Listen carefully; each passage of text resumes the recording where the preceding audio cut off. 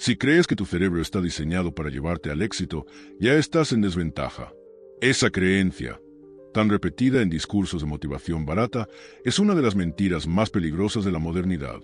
El cerebro no fue construido para que alcances tu máximo potencial. Fue construido para que sobrevivas gastando la menor cantidad de energía posible. Y en el mundo actual, sobrevivir ya no exige esfuerzo, exige comodidad. Ahí comienza el problema. Friedrich Nietzsche entendió que el ser humano moderno no estaba cayendo por falta de oportunidades, sino por exceso de facilidades. Cuando habló del último hombre, no describía a alguien pobre o débil físicamente, sino a alguien domesticado mentalmente. Un individuo que evita todo lo que incomoda, que huye del esfuerzo, que confunde bienestar con placer inmediato. Ese hombre no fracasa de golpe.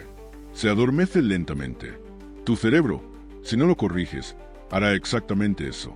Buscará caminos cortos, recompensas rápidas, estímulos constantes. No porque seas flojo, sino porque tu sistema nervioso aprende a asociar comodidad con seguridad. Cada vez que evitas una tarea difícil, cada vez que postergas lo importante por lo agradable, refuerzas un patrón. Lo difícil es amenaza, lo fácil es refugio. Con el tiempo, esa asociación se vuelve automática. Aquí aparece la gran trampa. Tú dices querer resultados, progreso, dominio personal, pero tu cerebro solo quiere conservar energía y evitar tensión. No está alineado contigo, está entrenado contra ti. Y mientras no entiendas esta fractura interna, seguirás creyendo que el problema es la falta de disciplina, cuando en realidad es una programación defectuosa del deseo. Nietzsche atacó con dureza esta mentalidad. Para él, la decadencia no comenzaba cuando el cuerpo se debilitaba, sino cuando el espíritu perdía su apetito por la dificultad. El ser humano fuerte no es el que vive cómodo, sino el que se expande enfrentando resistencia. Pero el cerebro no entiende de expansión, entiende de repetición. Si lo alimentas con facilidad, te pedirá facilidad. Si lo acostumbras al confort, se volverá alérgico al esfuerzo. Por eso tantas personas dicen, sé lo que tengo que hacer, pero no lo hago. No es un problema de información, es un problema de condicionamiento. Su mente ha sido entrenada durante años para huir de todo lo que exige concentración, incomodidad o paciencia. Cuando aparece una tarea difícil, el cerebro activa señales de rechazo, cansancio, distracción, excusas, ansiedad. No porque la tarea sea peligrosa, sino porque rompe su equilibrio cómodo. Y aquí llega una verdad incómoda. Si sigues escuchando tu cerebro tal como está, no te llevará a ningún lugar elevado. Te llevará a lo familiar, a lo repetido, a lo fácil, a lo que no exige transformación. El cerebro, sin intervención consciente, siempre optará por lo conocido antes que por lo correcto. Este es el punto de partida de todo el proceso que vamos a recorrer. Antes de forzar acción, antes de hablar de disciplina, antes de hablar de deseo, debes aceptar que tu mente no es tu aliada por defecto. Es una herramienta que ha sido mal entrenada. No es enemiga, pero tampoco es sabia. Obedece al hábito, no a la visión. Por eso no basta con querer cambiar. Mientras la dificultad siga asociada al dolor y la comodidad al alivio, tu cerebro saboteará cualquier intento de elevarte. La lucha no es contra la pereza, es contra una lógica interna que premia lo inmediato y castiga lo exigente. Si el cerebro aprende a evitar, también puede aprender a desear. El deseo no es un misterio ni un regalo, es una construcción. Pero para reconstruirlo, primero tenías que entender esta verdad básica. Tu mente no busca grandeza, busca descanso. Y si no la reeducas, te mantendrá pequeño mientras te hace sentir seguro. Una vez entiendes que tu cerebro no busca grandeza sino comodidad, aparece la pregunta inevitable. Si mi mente evita lo difícil, ¿cómo hago para que lo quiera? Aquí es donde la mayoría se detiene. Esperan sentir deseo antes de actuar. Esperan motivación, inspiración, ganas. Y mientras esperan, nada cambia. Porque el deseo no es un punto de partida, es una consecuencia. Friedrich Nietzsche fue brutalmente claro en este aspecto. El ser humano no se define por lo que desea espontáneamente, sino por lo que aprende a desear. La voluntad no es un capricho emocional, es una fuerza que se cultiva. Pensar que primero deben aparecer las ganas para luego actuar es una inversión infantil del orden real. En la vida, primero actúas, luego tu mente se adapta. El cerebro funciona por asociaciones. Aprende a desear aquello que se repite y se refuerza. Si durante años has repetido comodidad, distracción y alivio inmediato, tu sistema nervioso ha aprendido que eso es valioso. No porque lo sea objetivamente, sino porque es frecuente. El deseo sigue a la costumbre, no al ideal. Por eso admirar la disciplina ajena no te vuelve disciplinado. Solo mirar no reconfigura el deseo. Aquí está la verdad que incomoda. No deseas lo difícil porque nunca le has enseñado a tu cerebro que ahí hay algo valioso. Cada vez que abandonas una tarea exigente, tu mente aprende que huir funciona. Cada vez que cedes a lo fácil, refuerzas la idea de que evitar es inteligente. Así se forma una identidad pasiva sin que te des cuenta. Nietzsche hablaba de la voluntad de poder no como dominio sobre otros, sino como capacidad de imponerte una forma a ti mismo. Eso empieza cuando dejas de obedecer tus estados internos como si fueran órdenes. El cansancio, la falta de ganas, la incomodidad no son señales de peligro. Son señales de que estás saliendo de un patrón. Pero el cerebro, acostumbrado a la repetición, las interpreta como amenazas. Por eso esperar deseo es una trampa. El deseo aparece después de la exposición, no antes. Primero viene la fricción, luego la adaptación. Y solo después, el placer profundo de dominar algo que antes te rechazaba. Quien entiende esto deja de negociar consigo mismo. Actúa incluso cuando no quiere. No porque sea un autómata, sino porque sabe que está entrenando su sistema interno. Cuando repites una acción difícil sin permitir escape, algo cambia. El cerebro empieza a ajustar su percepción. Lo que antes generaba rechazo comienza a perder intensidad emocional. La resistencia baja. No porque la tarea sea más fácil, sino porque la mente se ha visto obligada a aceptarla como parte de la rutina. Y lo que se vuelve rutina deja de ser amenazante. Aquí nace un nuevo tipo de deseo. No el deseo excitado de lo inmediato, sino el deseo silencioso de la competencia. Empiezas a querer hacerlo bien, a querer mejorar, a sentir incomodidad cuando no lo haces. Este es el punto de inflexión. Ya no actúas solo por obligación, sino porque tu cerebro ha sido reentrenado para encontrar valor en la dificultad. La mayoría nunca llega aquí porque abandona demasiado pronto. Interpreta la resistencia inicial como señal de que eso no es para mí. Nietzsche diría que ahí es donde se separan los hombres fuertes de los domesticados. El fuerte no es el que disfruta desde el inicio, sino el que soporta hasta que su deseo cambie de dirección. Porque hay un catalizador fundamental en este proceso, el dolor voluntario. No el sufrimiento impuesto por la vida, sino el que eliges conscientemente. Sin esa fricción deliberada, el deseo nunca se reprograma del todo. Puedes entender la teoría, pero tu cerebro seguirá aferrado a lo fácil. Cómo usar el dolor elegido como herramienta para obligar a tu mente a respetarte, adaptarse y, finalmente, desear lo que antes evitaba. Hasta ahora has entendido dos cosas fundamentales. Tu cerebro evita la dificultad por diseño y el deseo no aparece antes de la acción, sino después de la repetición. Pero todavía falta el elemento que hace que ese proceso sea irreversible. Ese elemento es el dolor voluntario. No el sufrimiento que la vida te impone, sino el que eliges conscientemente como método de transformación. Friedrich Nietzsche hizo una distinción clara entre el sufrimiento que degrada y el sufrimiento que fortalece. El primero llega sin sentido, sin elección y suele quebrar al individuo. El segundo nace de la decisión consciente de exponerse a la resistencia. Ese es el dolor que ordena, que afila, que construye jerarquía interna. Sin él, el cerebro no cambia de verdad. El problema del ser humano moderno no es que sufra poco, sino que sufre mal. Evita el dolor elegido y termina soportando el dolor inútil. Frustración, culpa, mediocridad, sensación de estancamiento. Ese sufrimiento pasivo no transforma nada, solo erosiona. En cambio, el dolor voluntario tiene una cualidad distinta. Le comunica algo muy claro a tu mente. Le dice que tú mandas. El cerebro aprende por consecuencias. Cuando eliges conscientemente hacer algo difícil y no te permites escapar, ocurre una ruptura interna. Tu mente intenta negociar, distraerte, sabotearte. Pero si no cedes, si atraviesas la incomodidad sin buscar alivio inmediato, el cerebro registra un dato nuevo. La dificultad no mata, no destruye, no colapsa el sistema. Y ese registro es clave. Aquí es donde la mayoría falla. Confunden dolor con daño. Creen que sentirse incómodos es señal de que algo va mal, pero en realidad es señal de que algo está cambiando. El dolor voluntario no busca destruirte, busca reorganizarte.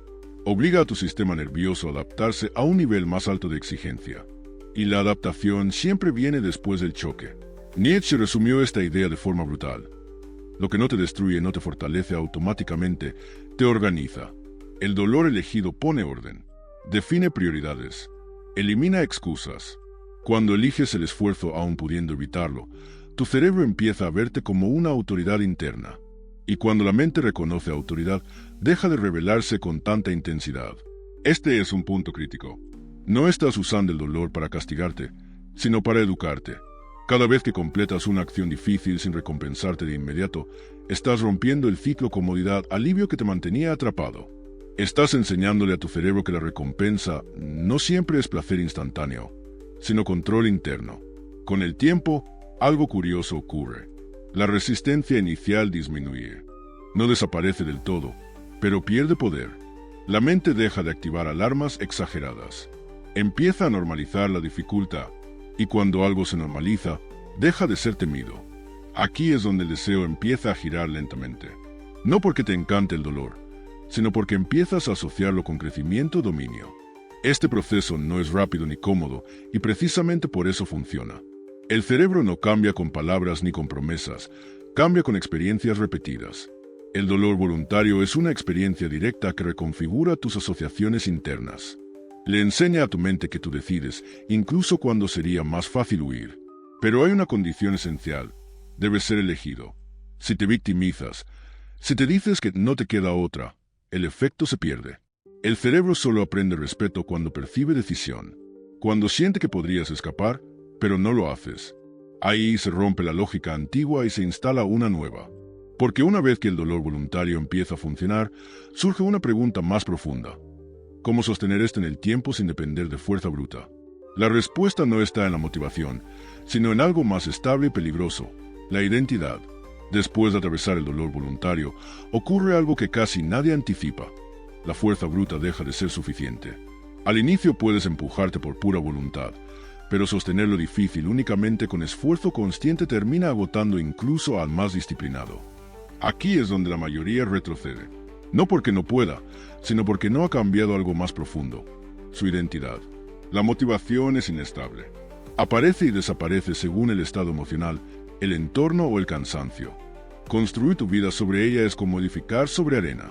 En cambio, la identidad es una estructura interna. Cuando algo forma parte de quién eres, no necesitas discutirlo. Simplemente lo haces. El cerebro no negocia con la identidad, la obedece. Friedrich Nietzsche entendió que el verdadero poder no estaba en la acción aislada, sino en la autocreación.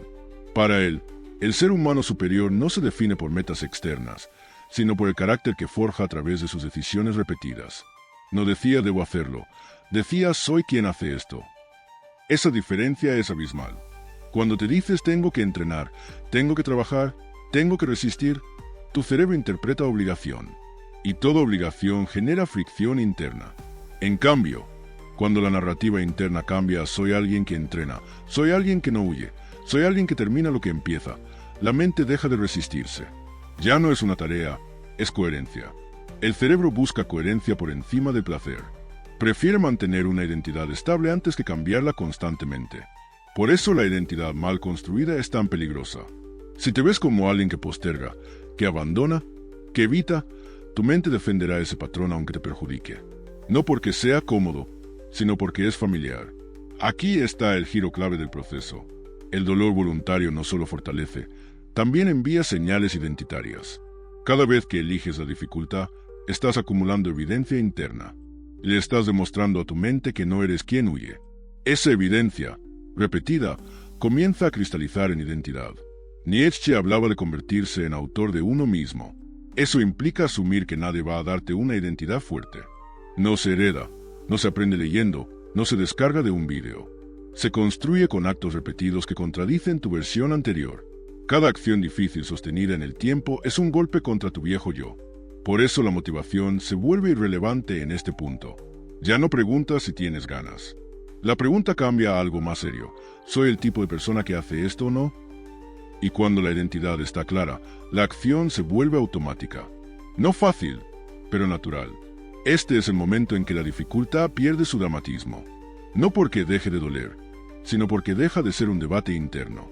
El cerebro entiende que resistir es parte de la norma, que no hay escape negociable. Y cuando no hay negociación, el gasto mental disminuye. Ahí aparece una calma extraña en medio del esfuerzo. La mayoría nunca llega aquí porque se queda atrapada en el lenguaje de la obligación.